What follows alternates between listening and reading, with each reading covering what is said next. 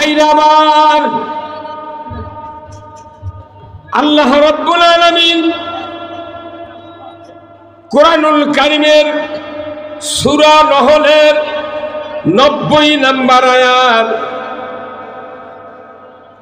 নাজিল করে দিয়ে রাসূলকে বললেন, রাসূল এই বক্তব্যটা আপনি মসজিদে নববীর মুসল্লিদেরকে শোনায়া দেন। বক্তব্যটা রাসূল 10 বছর মসজিদে নববীতে সাহাবীদেরকে শোনাইছিলেন। ধরে বলেন ঠিক কিনা? ওই বক্তব্য 1000 বছর ধরে তাম পৃথিবীর মসজিদগুলিতে ইমামরা আমরা শোনায় দিচ্ছি, কিন্তু অ্যাকশন নাই, বরঞ্চ রিয়াকশন বেশি। হ্যাঁ, রিয়াকশন বেশি, অ্যাকশন তো নাই, রিয়াকশন বেশি। কি চাচা 27 গুণ তো নিবেন, তোর মধ্যে 12 আনা মানুষ কিস্তির টাকা লেছে, তাহলে নামাজ পড়া না পড়ার সমান। এরপরে কি তাই? এরপরে তাই নয়, মসজিদের বারান্দাত লিখে থুছে যে এই মসজিদের দুনিয়াবি কথা বলা, এই কথা যে ইমাম দেখিচ্ছে আর প্রতিদিন শুক্রবার নামাজ পড়ছে, এই ইমামেরও ইমান নাই, মুতাল্লিরও ইমান নেই। প্রমাণ করে দেবো আমি।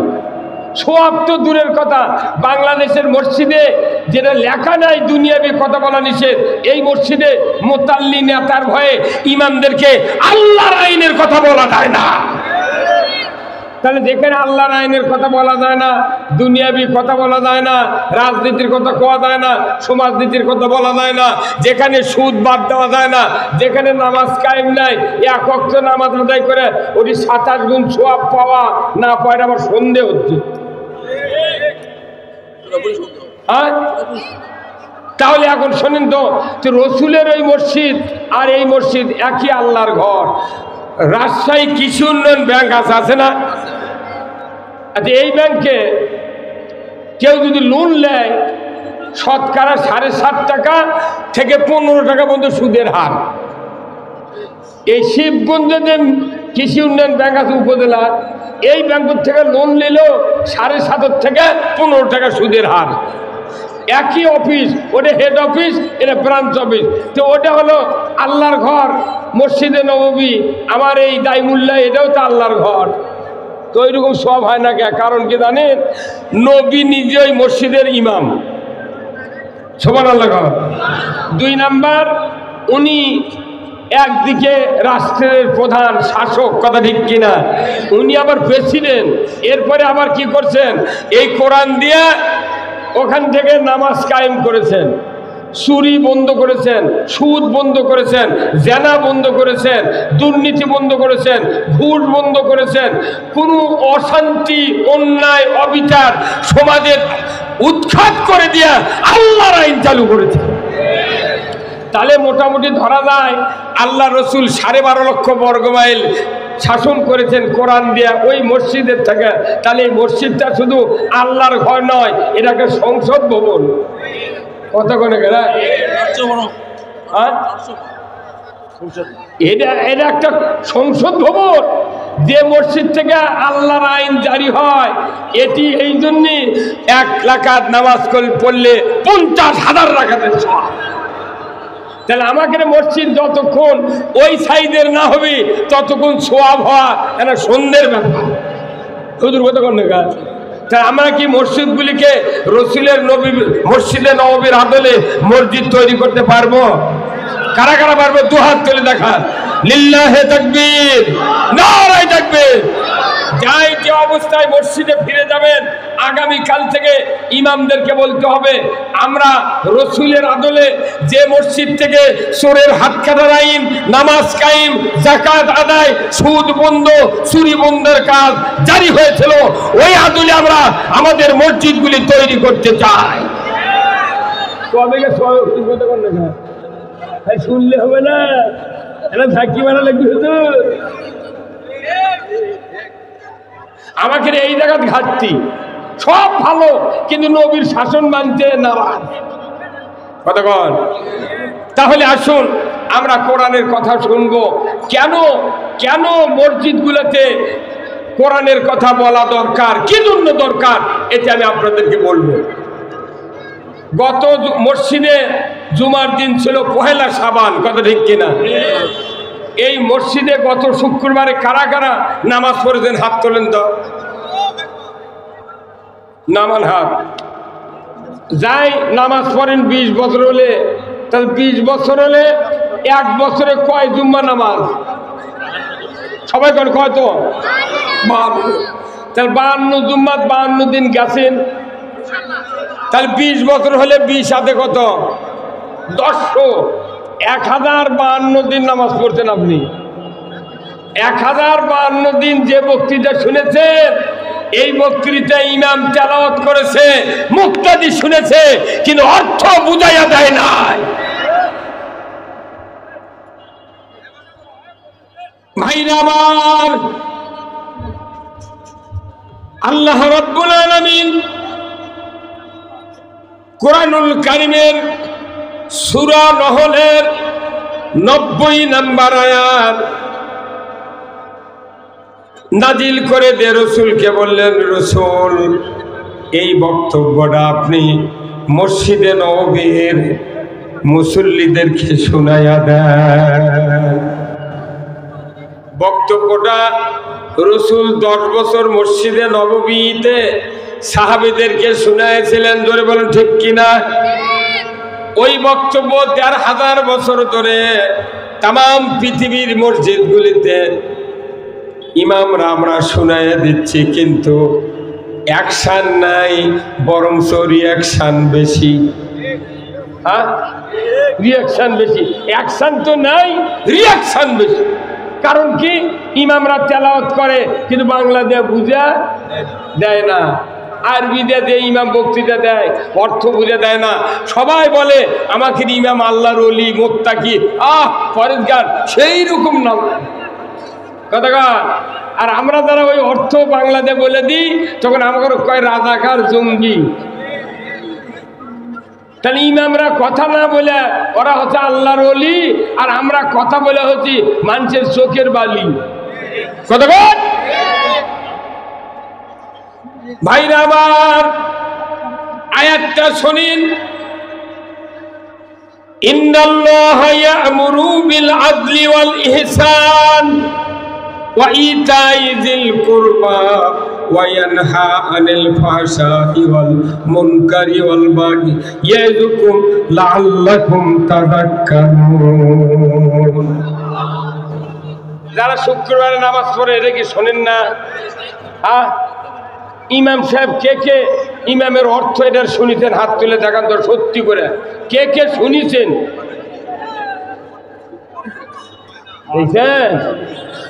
কয়জন? 2-1 কতক্ষণ? তাহলে আমাকে সামনে আসল কথা গোপন রাখতেছে। আবার ভাইরা, ইন্নাল্লাহা ইয়া'মুরু বিল আদলি ওয়াল ইহসান ওয়া ইতাই যিল কুরবা ওয়া ইয়ানহা আনিল ফাহশাই ওয়াল মুনকারি ওয়াল বাগি। 6টা বিষয়ের কথা আল্লাহ এখানে নাজিল করেছেন। 3টা আদেশ পালন করতে হবে, আর 3টা পরিত্যাগ করতে হবে। জোরে কর না ঠিক কিনা? প্রথম 3টা হলো, 1 নম্বর আদল, ন্যায় বিচার করতে হবে। জোরে কর আল্লাহু আকবার। ন্যায় বিচার করতে হবে। যে ন্যায় বিচার কি মসজিদের ইমাম করবে? কে করবে? ম্যাজিস্ট্রেট, জজ, ব্যারিস্টার, রাষ্ট্র ন্যায় বিচার করতে হবে। ন্যায় বিচার যদি সরকার না করে, ম্যাজিস্ট্রেট করতে পারবে না। ন্যায় বিচার যদি সরকার করতে না পারে, জজ করতে পারবে না। কি? তাহলে প্রথম বক্তব্য হলো, ইন্নাল্লাহা, নিশ্চয় আমি আল্লাহ আদেশ দিচ্ছি, ন্যায় বিচার কায়েম করো, ন্যায় জাস্টিস কায়েম করো। ন্যায় বিচার ছাড়া সমাজে শান্তি কায়েম হতে পারে না। গ্রাম থেকে শুরু করে আপার লেভেল পর্যন্ত ঘুষ দিয়ে দিয়ে বিচার করা হয়। কে ভাই কি কয়? কি হয়? ওখানে বসেন ভাই, খেয়াল এনে দেন তো পর্যন্ত। মারহাবা। কথা শোনেন, তাহলে কি হলো? ন্যায় বিচার করা এটা ফরজ। ন্যায় বিচার করা কি ফরজ? ঘুষ খাট বিচার যাই অপরাধী তাক দিতে দিয়া আর নিরপরাধ লোক শাস্তি দেওয়া, এটা কি ন্যায় বিচার? আমার বাংলাদেশে দীর্ঘদিন হলে এগুলো হচ্ছে। দলীয় লোকগুলা চুরি করেও ছাড় পায়, আর বিরোধী দলেরা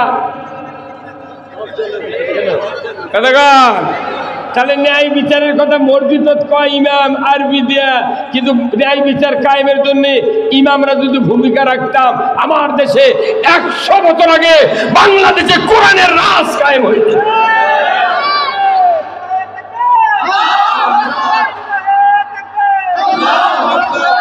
তাহলে মসজিদ হলো ন্যায় বিচার বুঝানোর জন্য, ন্যায় বিচার কায়েমের জন্য সবচেয়ে আসল ক্ষেত্র।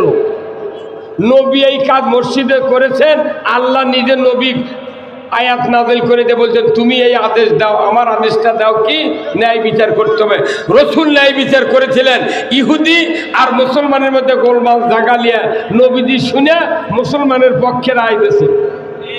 ওই মুসলমান আবার দৈরাদা উমারের কাছে সানি মানিছে, হুজুর নবী আমার পক্ষে বিচার রায় দেয়নি, আমি তার নিজের লোক সাহাবি তারই দলের লোক, কেন রায় দিল না? রায় কেন ইহুদির পক্ষে দিল? আমি আপনার কাছে সানি মানতেছি। উমার ফারুক, তুমি দাঁড়াও, আমি আসি। বাড়ির মধ্যে থেকে এত বড় তরবারি নিয়ে এসে বলিচ্ছে, যে ব্যক্তি রসুলের রায় অস্বীকার করে আমার কাছে সানি চায়, এই ব্যক্তির বিচার এইভাবে করে দিতে হয়। একবারে নামে ফেলে দিছে। এই ঘটনা, তাহলে রসুলের উপর ন্যায় বিচার কারো আর কেউ আছে? তাহলে এই বিচার কে কায়েম করেছিলেন 1400 বছর আগে?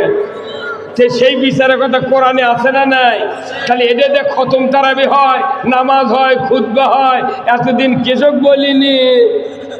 না বলার কারণে তো বাইতুল মোকাররমের ইমাম পালাতে বাধ্য হবে। আর এই ন্যায় বিচার যদি কায়েম হতো, ওই সালমান এফ রহমান, আনিসুল হক ওই জেলখানায় থাকতো না। এই আনিসুল হক আইন মন্ত্রীরা ন্যায় বিচার করেনি, কারণ ইমামত থেকে ওই শোনেনি, ওই জীবনে খুতবা শোনেনি। যার কারণে আজকে ওই সালমান এফ রহমান আনিসুল হক বলেছে, আনিসুল ভাই তুমি আইন মন্ত্রীরা বেআইনি কাম করেছিলে। যদি ভোটের অধিকার যদি তুমি আইন করে যদি বন্ধ না করতে, তাহলে মানুষ ভোট দিলে আমরা বিজয় না হয়ে ডিবিট হলো, তাও তো বউ চললে বাড়ি শুয়েটের বান্ধবী। তুই কাম করছিলি কে কোন যা ভাই, কি কথা কি? তাহলে ন্যায় বিচারের কথা মসজিদে আল্লাহ বলার জন্য ইমামক দায়িত্ব দিয়েছে, রসুলক দায়িত্ব দিয়েছে। একে তুই একবারও কবু না, তুই মেসাক করি 40 বার।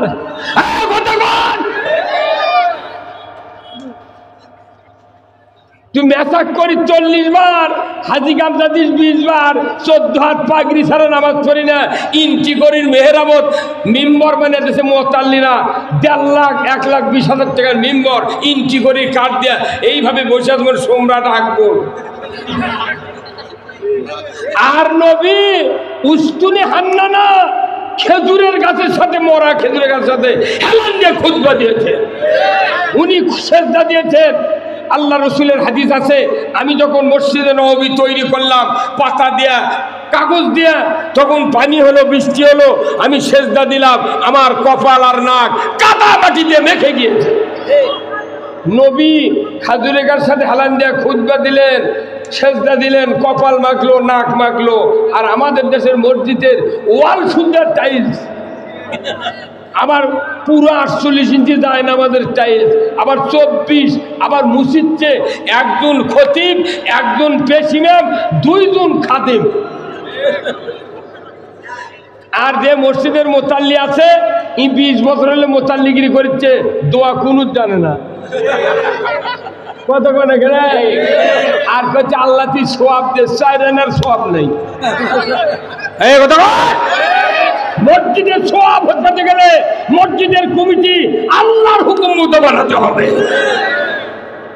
যারা 5টা গুণে গুণান্বিত এই ব্যক্তিরা যদি কমিটির থাকে ওই মসজিদে ইন্নাল্লাহা ইয়ামুরু বিল আদলি, এই ন্যায় বিচার প্রতিষ্ঠিতের কথা ইমাম বলতে কোনো বাধা হবে না।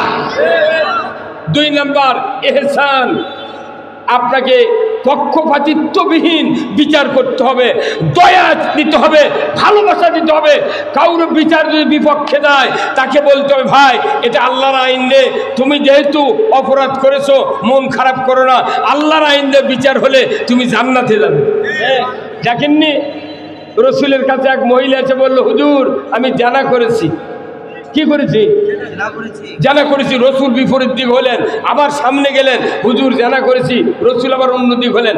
4 দিকে ঘোরার পর নবীজি পরীক্ষা করলেন আসলেই বাস্তবিক জানা করেছে, কথা ঠিক কিনা। তখন বলছে হুজুর আমি যদি মরে যাই আমার তো জাহান্নাম, আপনি বিচার করেন। তখন বলছে বাবা তোমার কি প্রেগনেন্ট? হ্যাঁ। আমি গর্ভবতী। তখন রসুল বলছেন তুমি যাও সন্তান প্রসব করো, তারপরে আমার কাছে আসো। সন্তান প্রসবের পর টেনা দিয়ে জোরে যাচ্ছে আল্লাহর ভয়ে, মরে গেলে জাহান্নাম হবে। এই জন্যে ওই মহিলা করছে কি টেনা দিয়ে ওই নতুন ওই একদিনের সন্তান গেলে নবীর কাছে গেছে। রসুল বলছেন না, যে সন্তান ছোট এরই উপর তোমার বিচার কায়েম করা, তুমি বাড়িতে দাও। এই সন্তান যখন হাত দিয়ে রুটি খাবার পারবে তখন তোমার বিচার হবে। আল্লাহু আকবার। তারপরে সন্তান বাড়িতে রুটি হাতে দিয়ে রসুলের কাছে নিয়ে গেছেন। উনি বলছেন দাও সন্তান বাড়িতে রেখে আসো। কোন অভিভাবক আছে? বলে আছে, দাও দিয়ে আসো। দিয়ে আসার পর রসুল আসছেন। রসুলের সামনে আসার পর সিনা পর্যন্ত মাটির মধ্যে গাড়িয়ে দিয়ে আতলা পিকে ঠিক দিয়ে সাহাবাদেরকে বলছে বিচার শুরু করে দাও। তাকে হাড্ডিগুটি মাটির সাথে মিশিয়ে দিয়া সঙ্গে ছাড় করে দাও।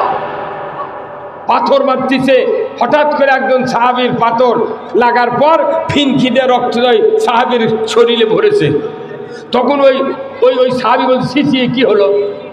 আল্লাহ রসুল শুনতে পেয়ে বললেন আমার সাহাবীরা জান্নাতি লোক যদি দেখতে চাও এই মহিলাকে দেখে নাও। আল্লাহু আকবার। তাহলে আল্লাহর আইনে যদি বিচার হয় চোরের হাত কাটে জান্নাতি, জানা করে সঙ্গে তার করে জান্নাতি, কথা ঠিক কিনা? এটা হচ্ছে ইনসাফ, ইহসান।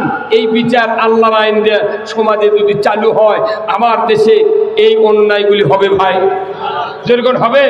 ওই জন্য আল্লাহ কোরআনে বলছেন যে ওয়ামান লাম ইয়াহকুম বিমা আনজালাল্লাহু ফাউলাইকা হুমুল কাফিরুন ফাউলাইকা হুমুজ জালিমুন ফাউলাইকা হুমুল ফাসিকুন। আল্লাহু আকবার। আল্লাহর নাযিলকৃত আইনের দ্বারা যারা সর্বস্তরে বিচার ফায়সালা না করে তারা কাফের, জালিম, ফাসিক, দুর্বল, ঠিক কিনা? আল্লাহ পৃথিবীতে কোরআন নাযিল করলেন, বিচার ব্যবস্থা যদি না দিতেন তাহলে এই পৃথিবী তো অরাজকে পরিণত হয়েছিল। তাই মক্কাতে রসুলের জন্মের 570 বছর ধরে নবী ছিল না। রসুল জন্ম নিলেন 40 বছর বয়সে নবুয়ত পেলেন। এই 570 বছর পর্যন্ত মক্কা নয় পৃথিবীর কোথাও ঈসা আলাইহিস সালামের পর নবী ছিল না। ওখানে জীবিত মেয়েকে কবর দেওয়া হতো। সুদ, ঘুষ, জানা, ব্যভিচার, অন্যায়, অবিচার সব সমাজ ছেয়ে গিয়েছিল। আল্লাহ তাআলা এই অন্ধকার সমাজ রসুলের মাধ্যমে কোরআন দিয়ে আলোর সমাজ কায়েম করেছিলেন, কথা ঠিক কিনা? তাহলে ওই সময় অশিক্ষিত লোকদেরকে দিয়া আল্লাহ নবী যদি কোরআন দিয়া সমাজ সোনার সমাজ কায়েম করতে পারে, সেই কথাটাও খুতবাতে আপনারা প্রথম শুনেছেন। এতদিন হলে খায়রুল কুরুনি কারনি সুম্মাল্লাযিনা ইয়ালুনাহুম সুম্মাল্লাযিনা ইয়ালুনাহুম, জোরে বলুন ঠিক কিনা? খায়রুল কুরুনি কারনি শুনেছেন কিনা? এর অর্থ কি?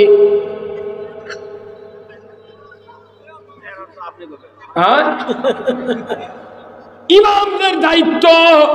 এর অর্থ মুক্তাদিক বুঝান। আমার আল্লাহর নবীর এই বক্তব্য 10 বছর উনি মসজিদে দিয়েছেন। উনি বলেছেন খায়রুল কুরুনি কারনি, আমার যুগ হলো সেরা যুগ, আমার যুগ হলো সোনার যুগ। জোরে কন্যা মারহাবা। রসুলের যুগ ছিল সেরা, চুরি ছিল না, জেনা ছিল না, ঘুষ ছিল না, অন্যায় অবিচার ছিল না, দুর্নীতি ছিল না, কোনো রকমের রাহাজানি ছিল না। এমন শান্তির সমাজ রসুল তৈরি করেছিলেন। আইএমএ জাহিলিয়াতকে উৎখাত করে দেয়া, কোরআন দিয়া সোনার সমাজ কায়েম করেছিলেন।